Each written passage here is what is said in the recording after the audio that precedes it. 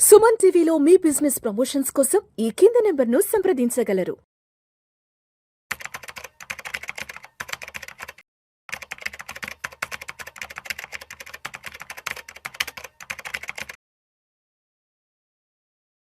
గిరిబాబు గారు నమస్తే సార్. నమస్తే అండి. సార్ గిరిబాబు గారు, ఇప్పుడు బంగారం వెండి ధరలు ఎందుకు ఇంతలా పెరుగుతున్నాయి అంటే అందరూ చెప్పేది ఒకటే రీజన్. గత 4-5 సంవత్సరాల నుంచి యుద్ధ భయాల వల్ల, వార్ టెన్షన్స్ వల్ల బంగారం వెండి ధరలు అనేవి ఇంతలా పెరిగాయి. ప్రత్యేకించి 2022 నుంచి అప్పుడేదో రష్యా ఉక్రెయిన్ వార్ అన్నారు, తర్వాత ఇజ్రాయెల్ ఇరాన్ అన్నారు, ఏదో హమాస్ అన్నారు, రకరకాల యుద్ధాల పేర్లు చెప్పారు. మొత్తానికి బంగారం వెండి ధరలు ఇంతలా పెరిగాయంటే రైట్. ఇప్పుడు మనం ప్రత్యక్షంగా చూస్తున్నాం. అమెరికా వెళ్ళి ఇప్పుడు నేరుగా వెనజులా మీద దాడి చేయడము, ఆ దేశ అధ్యక్షుడు మదురోను అతని భార్యని అది కిరాతకంగా రాళ్లతో బంధించి, బెల్ట్లతో బంధించి, కళ్ళకు గంతలు కట్టి అమెరికా యుద్ధ నౌకలు అమెరికాకి తీసుకెళ్లిపోయారు. సో అక్కడైతే కొంత టెన్షన్ వాతావరణం నెలకొంది. ఇదంతా కూడా కొంత ప్రపంచ మార్కెట్లను భయపెట్టింది. అంటే ట్రంప్ వ్యవహార శైలి ఎలా ఉంటుంది, అసలు అమెరికా వాళ్ళ వ్యవహార శైలి ఎలా ఉంటుంది ఏంటన్న దానికి నిదర్శనంగా లాస్ట్ 3-4 డేస్ బ్యాక్ జరిగిన సంఘటన యావత్ ప్రపంచం మొత్తం మరొకసారి అర్థం చేసుకుంది.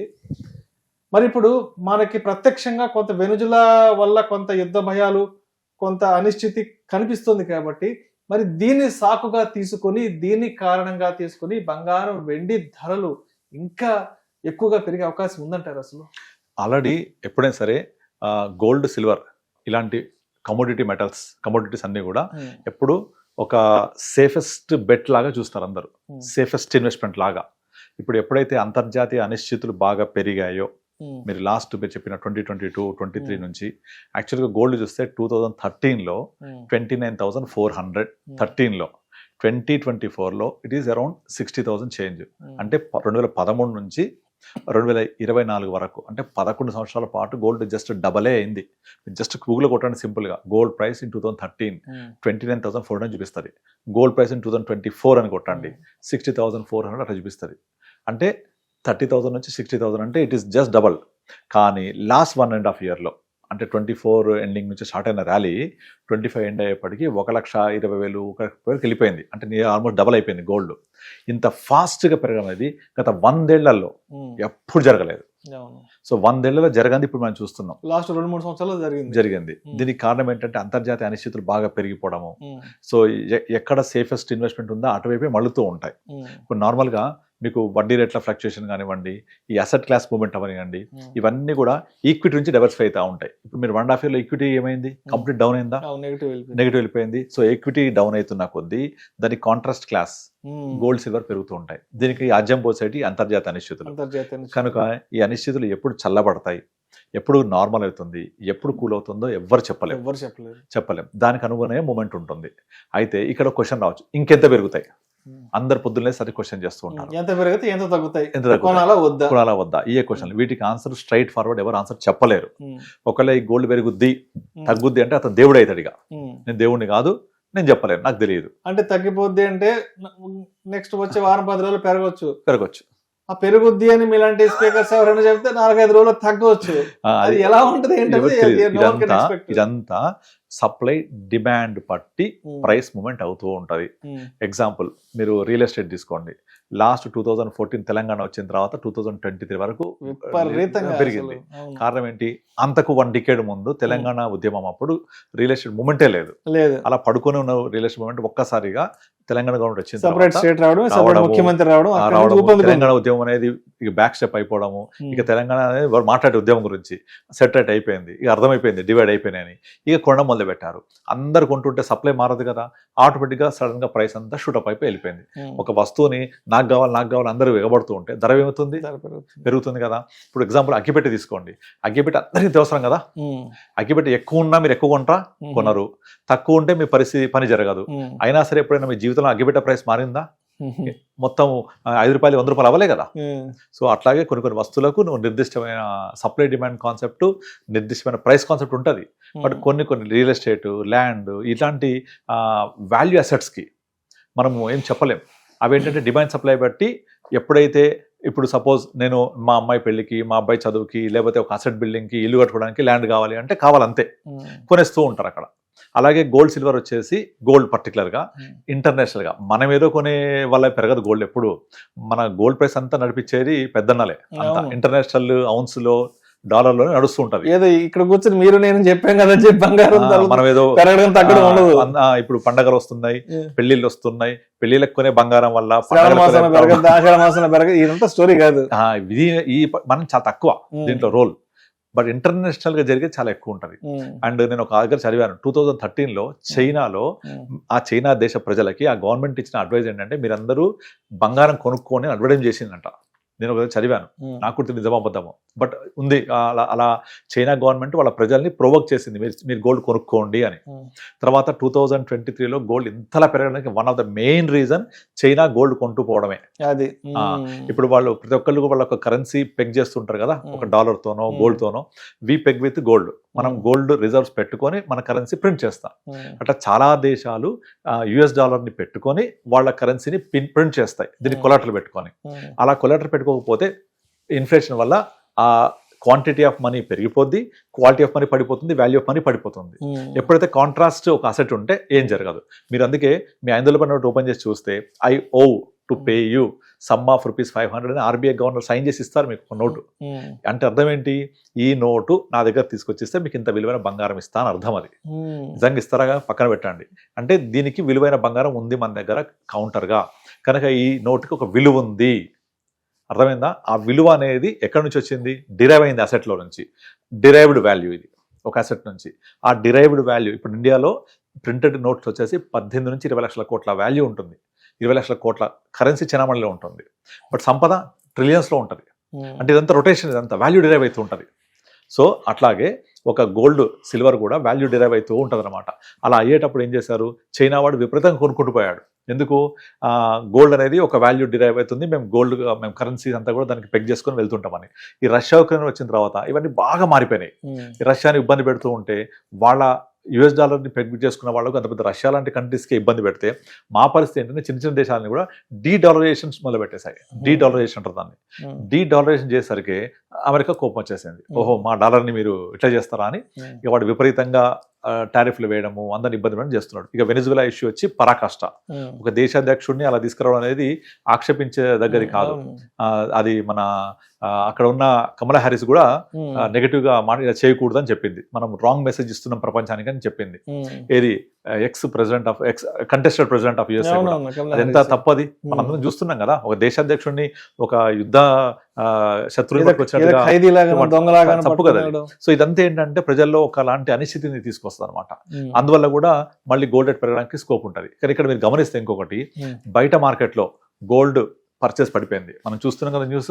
అవును, ఆల్మోస్ట్ 35 to 40% కొనుగోలు అమ్మకాలు రెండు తగ్గిపోయినాయి. ఫిజికల్ గోల్డ్ జరగట్లేదు, ఫిజికల్ సిల్వర్ జరగట్లేదు, ఆర్నమెంట్లు జరగట్లేదు, కొనుగోలు అమ్మకాలు తగ్గిపోయి బయట స్టోర్స్ కూడా చాలా ఖాళీగా ఉంటున్నాయి. కూడా ETF మహత్యం, ETF పుణ్యమాని ఎలక్ట్రానిక్ మోడ్ ఆల్టర్నేటివ్ ఇన్వెస్ట్మెంట్స్ లోకి, ఎందుకంటే ఇక్కడ లక్షల రూపాయలు పెట్టి ఫిజికల్ గా కొనలేరు కాబట్టి వాళ్ళకున్న డబ్బుల్లో 5,000 10,000తో ఎలక్ట్రానిక్ రూపంలో కొనడానికి ETF.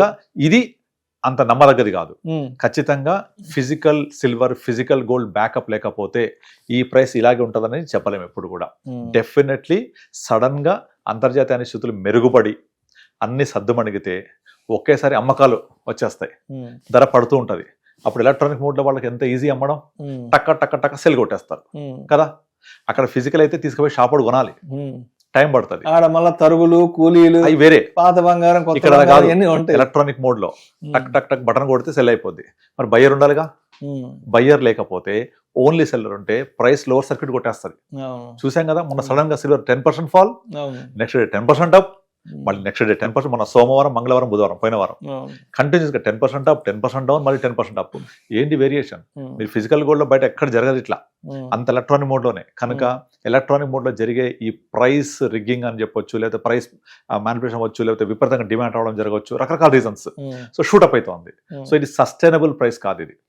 సో కనుక సడన్ గా కొంచెం ఫాల్ వచ్చింది అనుకోండి, ఏమైతే ప్రాఫిట్ బుకింగ్ వస్తుంది. ప్రాఫిట్ బుకింగ్ వస్తే ధన పడిపోతుంది. ఇక్కడ పడింది అనుకోండి, ఆటోమేటిక్గా ఫిజికల్ కూడా పడ్డట్టే అక్కడ కూడా. సో అక్కడేమో ట్రేడ్ అవ్వట్లేదు, ఇక్కడ ధర దానికి ఆపాదిస్తున్నారు. అర్థమవుతుందా? ఈ పెరిగిన ధర దానికి ఆపాదించేసరికి అక్కడ ట్రేడ్ అవ్వట్లేదు.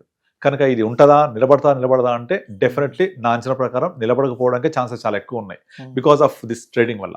అండ్ రెండోది, మీరు చాలా ఈ మధ్య కాలంలో యూట్యూబ్స్, ఇన్స్టాగ్రామ్లో సిల్వర్ 5 లక్షలు పోద్ది, సిల్వర్ 10 లక్షలు పోతుంది, ఇది ఈవీస్లో వాడతారు, ఎలక్ట్రానిక్స్లో వాడతారు, సోలార్లో వాడతారు, సెమీకండక్టర్ వాడతారు అని చెప్తున్నారు కదా. ఇప్పుడు నార్మల్గా సోలార్ పెట్టుకోవాలంటే కాస్ట్లీయా చీపా? కాస్ట్లీ కదా. అంత కాస్ట్లీ ఉన్న దాన్ని అందరు అఫోర్డ్ చేయలేరు. కానీ వాళ్ళు ఏం చేస్తారంటే మీరు పెట్టుకుంటే మీకు ఓవర్ పీరియడ్ ఆఫ్ టైం అది కరెంట్ బిల్ వల్ల కలిసి వస్తుందని చెప్తూ ఉంటాం. ఇప్పుడు రేపు పొద్దున సిల్వర్ అందులో వాడుతున్నారు కాబట్టి సిల్వర్ వాడకం పెరిగితే సిల్వర్ ధర పెరుగుతుంది అని చెప్తున్నారు. మరి సిల్వర్ ధర పెరిగితే ఈ సోలార్ ధర కూడా పెరుగుద్దిగా, సోలార్ రూఫ్ టాప్స్ది, ఈవీ ధర పెరుగుతాయిగా. అప్పుడు అఫోర్డబుల్ అయింది జనాలకు, కొంటారా? కొనకపోతే మ్యానుఫ్యాక్చర్ ధర పెరిగిపోతే సిల్వర్ వల్ల యూజ్ ఏంటి?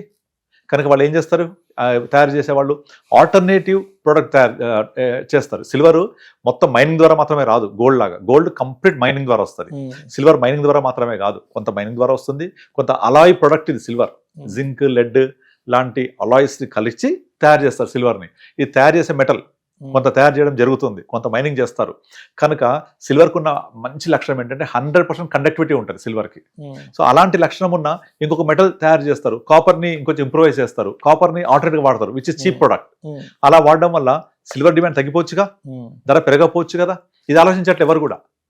కాపర్, సిల్వర్ అనేది ఎలక్ట్రానిక్లో వాడతారు, ఈవీలో వాడతారు, సెమీకండక్టర్ వాడతారు, సిల్వర్ పెరిగిపోద్ది 5 లక్షలు అంటే జనాలు పొలోమని సిల్వర్ వెనకబడుతున్నారు, ఈటీఎఫ్ అని. కానీ దానికి కూడా కొంత లిమిటేషన్ ఉంటాయి. అదేమి బ్రహ్మ పదార్థం కాదు, ఇది మాత్రమే వాడాల్సింది. డెఫినెట్లీ వాడతారు, డెఫినెట్గా 5 లక్షలు, డెఫినెట్ 5 లక్షలు చెప్పేస్తున్నారు వీళ్ళు. That is completely wrong. ప్రతి ప్రోడక్ట్, టులిప్ మానియా అని ఒకటి మీరు గూగుల్లో కొట్టండి, చదవండి. టులిప్ మానియా ఇది డచ్ లో జరిగింది ఒక 300-400 years బ్యాక్. ఇలాంటి బబుల్ క్రియేట్ చేసే దాంట్లో ఫస్ట్ టులిప్ మానియా గురించి మాట్లాడుతుంటారు. టులిప్ అనేది ఒక ఫ్లవర్స్, ఆ టులిప్ ఫ్లవర్స్ ని ఇలాగే ఒక స్టోరీ ఉంటుంది, చాలా లెంతీ స్టోరీ. అది కొనుక్కుంటా పోయి విపరీతంగా ధర పెంచేశారు. ఒక్కసారి ఆ బబుల్ బర్స్ట్ అవ్వగానే ఆ తులిప్ ప్రైస్ అని మొత్తం అంతా నెల కూలిపోయినాయి. తులిప్ మానియా అంటారు. అలాంటిదే గుర్తొస్తుంది నాకైతే. ఎందుకంటే దీన్ని లేపుకెళ్ళిపోతున్నారు యూట్యూబ్ లో అందరు, ఎవరు పడితే వాళ్ళు ఒక ఇన్స్టా ఛానల్ ఓపెన్ చేసేస్తున్నారు. సిల్వర్ అన్నిట్లో వాడతారు, పెరిగిపోద్ది 5 లక్షలు 10 లక్షలు అని జనాలు పెరిగిపోద్ది అంట. కరెక్టే, సిల్వర్ లో వాడతారు, ఈటీవీలో ఎలక్ట్రానిక్ వాడతారు, ఈవీలో సెమీ కండక్టర్ వాడతారు, చిప్స్ లో మ్యానుఫ్యాక్చరింగ్ వాడతారు అని చెప్తున్నారు కదా. అలా చెప్పడం వల్ల పెరిగిపోతుంది, రీజనింగ్ కనబడుతోంది. బట్ దాన్ని అనలైజ్ చేయట్లే ఎవరు కూడా. అలా పెరిగిపోతే ఈవీ డిమాండ్ తగ్గిపోతుంది, సోలార్ డిమాండ్ తగ్గిపోతుంది, అంత ధర కొనలేరు. సో దానికి ఒక లిమిటేషన్ ఉంటుంది. దాన్ని రీప్లేసబుల్ ప్రొడక్ట్, అది మాత్రమే వాడే ప్రొడక్ట్ కాదు కదా. ఇప్పుడు గోల్డ్ ఉంది, అది ఎంత పెరిగినా వేసుకొని ఒక ఆనందపడతారు, ఒక ప్రెస్టేజ్. అది సిల్వర్కి అంత కాదు కదా, అవునా కదా. సో దానికి ఉన్న వాల్యూ దానికే ఉంటుంది. అంతేగాని అది విపరీతంగా పెరిగిపోయి 5-10 లక్షలు అయిద్దా అంటే ఇప్పట్లో కాదు. ఇన్ఫ్లేషన్ ప్రకారం పుష్ అవుతుంది ఓ 10-15 సంవత్సరాలకి. అంతేగాని ఇమీడియట్లీ 2 లక్షలు, ఇమీడియట్లీ 3 లక్షలు, ఇమీడియట్లీ 5 లక్షలు అనేది జరగదు. అది ఎంత ఇండస్ట్రియల్ ప్రొడక్టివ్ అయినా కూడా దానికి ఒక లిమిటేషన్ ఉంటుంది, ఒక సర్టన్ ప్రైస్ నుంచి ముందు వెళ్ళదు. అండ్ ఇంకొకటి ఇంపార్టెంట్ థింగ్, సిల్వర్ ని రీప్లేస్ చేయొచ్చు. ఒక ఎగ్జాంపుల్ చెప్తా. లిథియం అయాన్ బ్యాటరీస్ ఉన్నాయా, దాన్ని రీప్లేస్ చేస్తూ సాలిడ్ బ్యాటరీస్ తీసుకొచ్చారు. తర్వాత లిథియం వేరే బ్యాటరీస్ తీసుకొచ్చారు. ఎన్ని బ్యాటరీస్ వచ్చాయి ఇప్పుడు, సైజ్ తగ్గించేస్తున్నారు, అన్ని చేస్తున్నారా. అలా టెక్నాలజీ డెవలప్ అయిన కొద్దీ ఆల్టర్నేట్స్ వస్తూనే ఉంటాయి. ఆల్టర్నేట్ వచ్చినప్పుడు అంత కాస్ట్లీ సిల్వర్ ని వాడకుండా వేరే దాంతో రీప్లేస్ చేస్తారు. There could be very possibility. Copper ని యూజ్ చేయొచ్చు. సెమీ కండక్టర్స్ కాపర్ కూడా ఇంచుమించు సిల్వర్ లాగా ఉంటుంది, 95% తోటి. దాన్ని రీప్లేస్ చేయొచ్చు. అప్పుడు సిల్వర్ వాడకం తగ్గితే ధర తగ్గిపోద్ది కదా. కొంచెం ధర పడగానే ఈటీఎఫ్ లో అమ్మేస్తారు కదా. సో అందుకనే ఇట్లా మానియా ఉన్నప్పుడు ఇట్లా పొలోమని అందరూ ఒక దగ్గర పోతున్నప్పుడు కొనొద్దు. మనం వారెన్ బఫెట్ సూత్రం అర్థం చేసుకోవాలి. When everyone is buying you cell, everyone is selling you by. And 10 commandments లో ఒకటి అది. ఎక్సలెంట్ కమాండ్మెంట్స్ అవి. దాన్ని ఫాలో అవుతే మనకి ఏ ప్రాబ్లం ఉండదు. We follow that. సో మొత్తంగా విపరీతంగా పెరిగిపోతున్న బంగారం, వెండి ధరలు అనేవి బయట కనిపిస్తున్నా కూడా, బట్ బయట మార్కెట్ లో మాత్రం ఆల్మోస్ట్ సేల్స్ పరంగా, పర్చేజెస్ పరంగా చూస్తే 35-40% వరకు ఈ సేల్స్ అనేవి డ్రాప్ అవ్వడం జరిగింది. Exactly. Right sir. Thank you so much.